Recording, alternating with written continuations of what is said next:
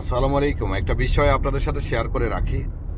এখন তো আমরা অনেকে বাধ্য হয়েই পাসপোর্ট সংশোধন করব, অথবা আমরা অনেকে বাধ্য হয়ে এনআইডি সংশোধন করে বা যেভাবে হোক আমাদের বর্তমান যে পাসপোর্টটি আছে এটির সাথে যদি নতুন পাসপোর্টের হুবহুব তথ্য মিল না থাকে, পাসপোর্ট মালুমাত কিন্তু হয়ে যাবে।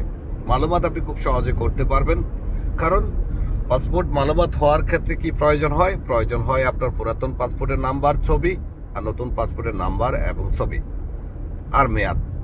তো মালুমাত হওয়ার পরে আপনার আপসিরের মধ্যে মেয়াদ শো করবে, কিন্তু সমস্যা দাঁড়াবে ভবিষ্যতে। আপনারা হয়তো অনেকে খেয়াল করবেন, আপনি যখন এম্বাসিতে সংশোধন বিষয়ে কথা বলবেন, অথবা যারা পূর্বে সংশোধন করেছেন তাদেরকে কিন্তু একটা অঙ্গীকারনামা দেওয়া হয়েছে। সেই অঙ্গীকারনামা স্পষ্ট উল্লেখ করে দিয়েছে, পাসপোর্ট সংশোধনের কারণে যদি আপনার কোনো ভবিষ্যৎ সমস্যা হয় তার দায় কিন্তু কনসুলেট অথবা এম্বাসি নেবে না। তো এর মানে যদি ভবিষ্যতে কোনো সমস্যা হয় তাহলে সেটা সম্পূর্ণ আপনার উপরে বর্তাবে, আপনার উপরে যাবে।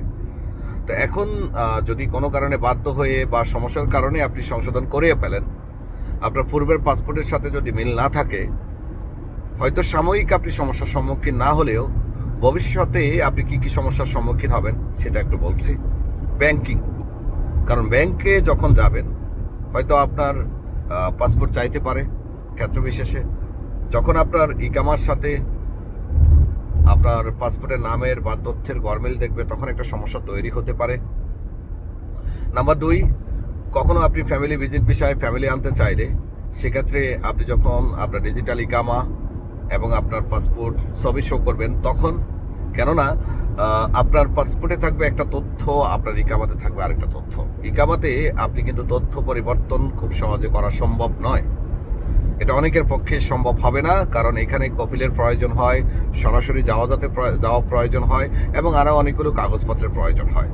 তো আমি অনুগ্রহ করে অনুরোধ করব যে আপনার পক্ষে যদি সংশোধন আপনার যে মূল ডকুমেন্টসটা আছে সেটা সংশোধন করে এমআরপির সাথে হুবহুব মিল রেখে যদি আপনি ই পাসপোর্ট তৈরি করতে পারেন, তাহলে আপনি সামনে কোনো জটিলতায় পড়বেন না।